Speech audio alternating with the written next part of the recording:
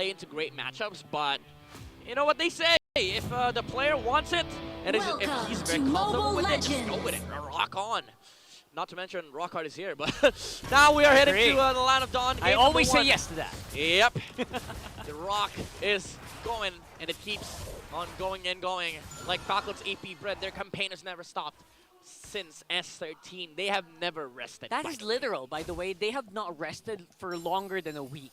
Yeah. They have always been on the fly. They've Literally. always been traveling and always practicing. Barely have any time for their families, but they made it work, and they're some of the highest paid OVP players in the world. There's a reason why. There's a reason why these guys earn the big bucks. Like a 300K on Mpl-Ph. Woo! Also, they have to make sure that they earn their right and they earn their money where they, you know, I mean, they earn their money, but, you know. And the biggest right. Get what I mean. The biggest right to be called champions in one of the best regions of the world. Yep. That's why it's a big testament, too, like for Smart Omega. Yeah, sure, you won against CNC, but now there's a real match. You are up against world, quite possibly #1 or #2.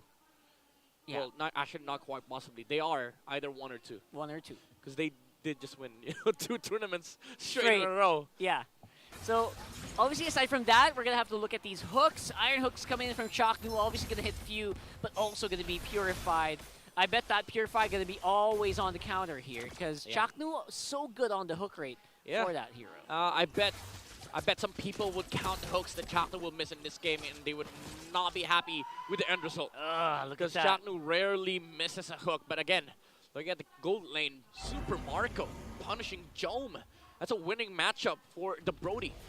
And at the same time, you know what? Chaknu's always going to be in trouble, especially if Ogun keeps doing this. So much displacement coming out of this duo in the mid. And so for some reason, he's actually going to survive that. All right, that's a wilderness blessing right there. The movement speed, the extra movement speed saved Chaknu from dying, but that means that they don't have a rope here. Andorio can still the knock-off! Engage with the Earth Shatter. Actually, he's going to be the one who's going to be in trouble here with Kyle TZ finishing off that turtle, giving him additional shields here for the members of Falcon's AP Bren. I think that was Ogwin that caught the link mid-air for the ejector, because Andorio was already poised. No pun intended. Poised to go to the turtle side, but the ejector came at the right moment and was able to throw the Ling away. Yeah, we might need a replay of that, honestly, but right now, it's going to be a bit of a slowdown here. Yeah. And I love what we're seeing from Falcon's AP Bren. As usual, very on point with the macro. Just knows 2 seconds. The Terizla, the Brody. it's hard. If you're a Ling, it's hard to go onto a Brody because you have to wait out this. You have to wait for the stun to come out first. And also, like recently, I've matched up against a Brody that builds Thunderbolt. Ooh. It's annoying. It's annoying because you get health. He does a lot of insane damage, and it procs with the FSCs. I feel like the Brody already has such a high base HP already, right? And if you add on more HP by the Thunderbelt, it's just... It's going to be hard to take down. It's so hard to take down. I get what you mean, man. Yeah, and the thing is, like, Brody, yeah, sure, you build physical damage on him, but truth be told, he only needs 3 physical items. And then you can just build tank, because you just need to stack up, use ult, kill somebody. That's it. That's a Brody's job.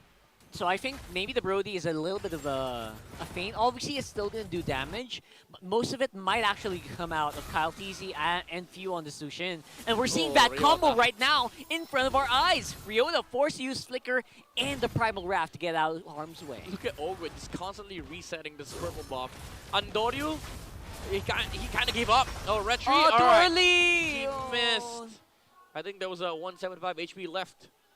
Man, your eyes catch those numbers? I can barely catch I'm a those. jungler. You're a jungler. I have to. Good point.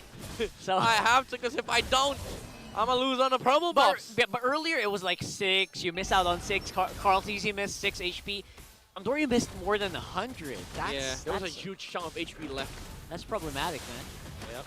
But, you know what? At the same time, as long as they're not getting stomped on, no kills happening, maybe they're in a good position. Maybe they're holding steady. Yeah. Jome definitely getting some gold. Did I see a War Axe on the Mpl-Ph? That's early. That's a big problem for Omega. HP, sustain, and also damage against a lineup that is really scared of damage. Like Smart Omega, they're not happy with the amount of damage that Falcon's AP Bren currently have right now. Even their main roam tank is not really a tank. It's it's a hero that kind of wants to not show himself as much as possible. All right. Right? Oh. Has a flicker in, very decisive here. Nice catch mid-air! What the heck did I just see? That was a literal alley-oop. Yeah, part memory used by Super Marco, forcing out the BMI and Oh, also no. the dive from FCAP, allowing Super Marco to finish what he started. And Smart Omega, they have nothing, they have no response. Well, the Link is on the top lane, split push, but Marco is still going to be able to take out the tower. It's going to be traded at least, so a tower for a tower, but you have to also remember, Super Marco got some assists, he got some kills, he got some minion gold here. He got a lot, and now FCAP is about to take the purple once again. No. Question is Andoryu going to be able to take this ejector How's your with retreat? the unstoppable Oh, force? he's busy. He's busy with Ogwen, he gets a kill, but he will lose out on his purple. That is a suicide by Ogwen. A worthy suicide, though. Like, It's a worthy. Use the unstoppable force. Oh, Nice hook here. And the follow-up, crowd control is almost unbearable even as a Terizla. that's a good catch. I was about to say a good fish, but, you know. He's fishing. Flop's not a fish, but. Fish teasing. Yeah, fish. Oh, and there you go again! Following it up right after we were just done explaining the Jack Mamba, he's striking twice. It's not the hooks that he was talking about earlier. It was about. It was not a drinks. It was about hooks. He can hook right after he just hooked. Yeah, that's what he did. And right now, still unbearable damage. And Doryu with a turtle and a kill as well onto Ogwen. All right, Smart Omega making it a worthy game for FCAP. They put one on the board. They get the turtle and they get 2 kills right after the sequence from Chaknu, but they're not done yet. Loptiz is about to die. And I think at this point, there is just a massive underestimation of the damage that can actually come out of the Omega players here. I feel like they think they can take the damage, but when it actually arrives, the crowd control is stopping them from moving so much. Yeah. The layering is pretty good. Yeah, speaking about layering, like FCAP, we saw them with a layup play from Ogun earlier. Now, you see Okir and Chaknu working together to land these CCs. Actually, Okir has been helping Chaknu a lot on these like engages being done by FCAP. The mini crowd control that the Vexana has, like the Terrify, it sets up for a good hook from Chaknu. That's why it's kind of hard for FCAP to close these gaps, because they know there's always going to be the punish of the chain CC from both the Vexana and the Franco into the Edith. But Super Marco, He's going to fly around here. Andoryu feeling more confident, tries to go for the gold laner here, and again misses out mid-air with the torn apart memory. I mean, Flicker for the orange buff and Ling ult plus Retry. Super Marco might take that, but Chaknu. Flickers in with the Bloody Hunt. Gonna slow it down. Feudo in a pretty good position at the back line. It's Baptiste who's actually doing a lot of the damage up on front. Now, Ryoda slows him down. Earth Shatter in tow. Defense is on for the mid lane. We got Jome in a pretty good position. And nice throw there with the Flicker. Ryoda!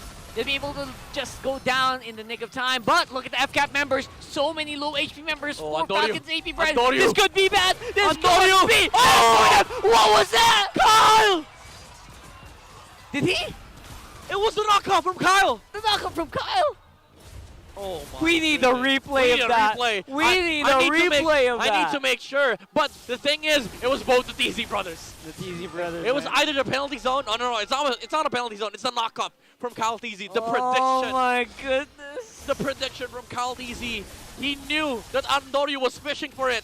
But Kyle TZ was one step ahead. That is unbelievable. And the mechanics needed right now, though, is going to be enough. They get that to Lord, and now the fight is on. Ryoda once more Primal Wrath pretty early on, but the damage is already being done. Chaknu up on front, he's just not as tanky as you want from your own. Because of that, 2 members going to go down. Omega, after winning out a chain of team fights, are now on the back foot.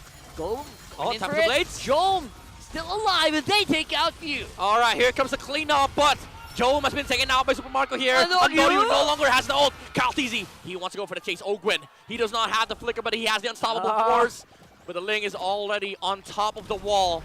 But that means FCAP takes Lord and the mid lane turret. Chases on. Mpl-Ph with the Winter Crown as well. Additional survivability, or was that Kyle? Not sure. I didn't see the items. Right now, though, it is going to be a reset. I think they will be able to clear this Lord quite easily. But man, Omega, I feel like, you know what, they were starting to celebrate a little bit, but then they realized, you know what, these Falcon AP Bren members still have so much firepower. Yeah, Holy Crystal done on the Julian. Look at the damage from Mpl-Ph. My here goodness! comes the cavalry. Here comes the barangay. And Andorio shuts Mpl-Ph down with the bite from the Chak Mamba. But the opposition does not want to give up. FCAP takes top lane tower. You know what they say, you can't take more if there's 4. There were 4 members of Omega there. Can't really take more than 1. Doriota? Right now, Doriota gonna go in with the Primal Wrath, tries to go for the stun, but misses out. Knock up on the Super Marco, dodges on the Eternal Guard. Ooh! And will be able to take out Ukir as well at the end. Cleaning it up, Jome, Chaknu as well. For some reason, Omega members just getting picked off one by one here. Oh, Gwen! He's flying! The flight of Andoryu and Ogwen. What a beautiful dance. Andoryu is fighting one out! Played out with a Winter Crown. Oh, tries to go in. Oh my goodness! The mechanics! The mechanics of this game! 200 IQ goddamn play! The Winter Crown into the conceal! Who thinks of that? Ogwen! Oh, it's Master Ogwen! Slow, super slow motion! I cannot! Please! I can no longer! I lost the capability to even! Unstoppable force, Andoryu flies with the Tempest of Blades, Winter Crown! Into the conceal! God damn it! Woo! What kind of MLBB is this? I cannot even, like, it's too much. I don't know how you're supposed to react to that. I don't know how a smart Omega can react to that. Midnight, Andoryu is playing it perfectly, right? He's doing everything he should be doing as a Ling. But for some reason, it's like Falcon's AP Bren knows what he's gonna do before he even thinks about it. Dude, that's literally a master play. Like that's basically showing the student his classic moves. And FCAP, they take Chaknu, but under their nose. Smart Omega took the Lord. That is a sneaky play by Omega here. Yeah, that was a suicide right there. Chaknu knew. He knew that FCAP was willing to at least utilize their heroes to punish the Franco. But what FCAP didn't know was that the Link was taking the Lord. But look at how quick they take this Lord away from Smart Omega. It's a quick work from FCAP. Chaknu knew the assignment, man. He knew the assignment. All he had to do was throw his body into the walking members of FCAP, and all he could do was just take him right out of the zone by Mpl-Ph as predicted. Beautifully flickered into the members here, but everyone's actually quite low. Firepower is really strong here from Jome. Mpl-Ph cutting into the middle of the fight and also getting suppressed. Can't move around anymore. 3 members of FCAP are down. Very beautiful placement of the spells here from Smart Omega, specifically the Blazing Duet from Jome punishing Super Marco, and he cannot, he couldn't stand his ground. Chaknu, all right, Purify goes off from view, but Jome is having a field day right now. Now that he has a Wind of Nature, he can stand his ground against Super Marco, and in turn, Super Marco couldn't because he was up against Jome and Ryota. Both of those 2 heroes deal so much damage. He was forced to flicker out. Now FCAP, they're sitting inside their base, and Chaknu fishes one out. All right, everything was thrown into Ogwen. Now it's 1 member down, but look at this. Mpl-Ph is still trying to make stuff work here, but getting taken out by Ukir in the end. FCAP members are starting to whittle down their HP, and now even Mpl-Ph gonna get demolished. Oh my goodness. What a pick-off play. And that was just, I don't know how you deal with that now. I mean, there's a reason why Brody has kind of stepped away from the limelight here. And Omega, they're showing the reasons why. Go for the clear. And they go for game number 1 against the world number 1.